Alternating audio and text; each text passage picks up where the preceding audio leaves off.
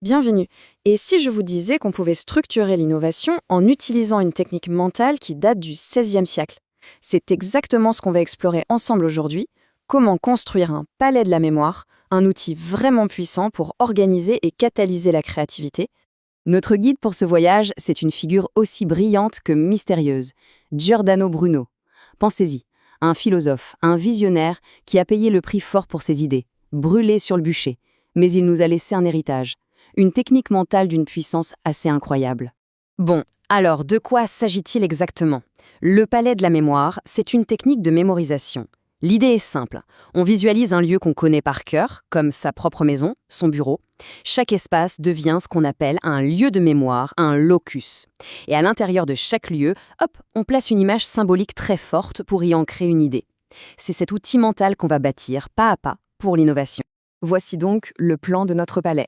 Chaque pièce qu'on va visiter ensemble correspond en fait à une étape clé du design thinking, le fameux processus moderne de l'innovation. Allez, c'est parti, la visite commence. Et là, attention, on touche au point crucial, le vrai secret de Bruno. Ces images, ce ne sont pas de simples pense-bêtes, elles doivent être vivifiées. C'est notre intention, notre concentration qui vont transformer une simple image mentale en un véritable moteur psychologique. C'est ça qui rend cette technique si vivante et si puissante. Ok, première étape concrète, il faut choisir nos loci, nos lieux de mémoire. Pour notre palais de l'innovation, on va utiliser les espaces physiques d'une entreprise. Le hall d'entrée, la salle de réunion, l'atelier. Ces lieux bien réels vont devenir les fondations solides, immuables de notre structure mentale. Premier lieu, première étape, le hall d'entrée. C'est ici que tout commence, avec la phase d'empathie, le moment où il faut comprendre en profondeur le problème de l'utilisateur. Pour bien ancrer cette idée, on va y placer une image puissante, issue de ce que Bruno appelait la curia des dieux. On va y mettre Athéna. Visualisons-la, cette statue d'Athéna, la stratège, la sage, qui garde le seuil. Sa sagesse n'a rien de passif, au contraire, elle prépare à l'action juste. Elle est là pour nous rappeler la règle d'or. Comprendre d'abord, agir après. Et ce symbole, on peut le décortiquer. D'abord, il y a le bouclier. Il est là pour nous rappeler de bien définir, de bien fixer le problème d'utilisateur avant de se lancer. Et puis, sur ce bouclier, il y a cette gravure en spirale. C'est ce que Bruno nomme la voie de la singularité. Elle symbolise notre capacité à extraire l'insight unique, pertinent, au milieu de toute la complexité des données. Parfait. On quitte le hall et on passe au lieu suivant. Notre salle de réunion. Elle se transforme. Ce n'est plus une simple pièce, c'est la forge d'un titan. C'est le lieu de l'idéation. L'image qu'on va placer ici, c'est celle de Prométhée, ce rebelle qui a apporté l'étincelle, le feu de la créativité aux humains. C'est le symbole parfait pour une séance de brainstorming, quand on cherche à générer des idées qui vont tout changer.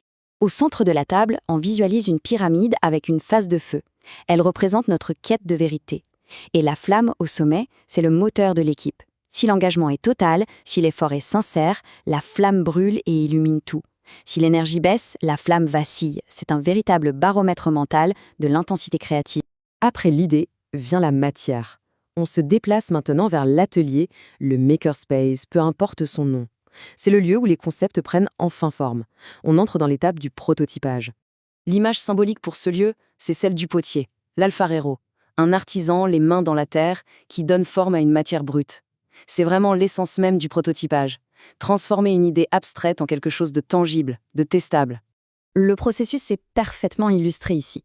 L'argile, c'est le prototype initial, encore malléable. La volonté du potier, elle, symbolise notre intention. Et l'objectif, ce n'est pas la perfection, mais ce que Bruno appelle la voie de la proportionnalité. On cherche la juste proportion pour créer une version assez fidèle, capable de fonctionner dans le monde réel. On arrive à la dernière pièce de notre parcours, et c'est le moment de vérité, le test. Pour ça, on va visualiser une grande salle d'exposition, une sorte de galerie des glaces. Pour Bruno, le miroir est un outil philosophique très puissant. Il ne déforme pas, il renvoie à une image pure de la réalité. C'est exactement ce qu'on recherche lors d'un test utilisateur, un retour honnête, sans filtre sur la création. Deux images puissantes viennent à nous ici. D'abord, le miroir de Diane, la sagesse pure. C'est la voix de l'utilisateur, directe, sans distorsion. Et puis, la prudence, ce vieillard qui regarde à la fois devant, vers l'avenir, et derrière, dans un miroir. Il nous rappelle que le test n'est pas une fin, mais une boucle d'apprentissage. On regarde le reflet du passé pour ajuster notre chemin vers l'avenir. On regarde le reflet du passé pour ajuster notre chemin vers l'avenir. Voilà, on a bâti les murs, on a placé les symboles, mais pour l'instant, ce n'est qu'une structure vide. Alors, comment on lui donne vie? Comment on en fait un véritable outil pour l'équipe? La clé, c'est la répétition, la pratique consciente. Il s'agit de parcourir ce chemin mentalement chaque jour. Prendre quelques minutes pour visiter le palais, entrer dans le hall d'Athéna, sentir la chaleur de la forge de Prométhée. Et c'est là que la magie opère. Avec le temps, ces images ne sont plus de simples rappels. Elles s'animent, elles vivifient l'âme, comme le disait Bruno. Elles deviennent une seconde nature, un réflexe mental qui guide l'intuition et structure la pensée de l'équipe à chaque étape du processus. Cette méthode nous montre qu'une idée vieille de plus de 400 ans peut éclairer nos processus les plus actuels. Ça pose une question fascinante, non? Quels autres trésors de la pensée, quelles autres techniques de l'esprit sont simplement là, en attente d'être redécouverts et adaptés à notre monde? La réponse est peut-être bien plus proche qu'on ne le pense.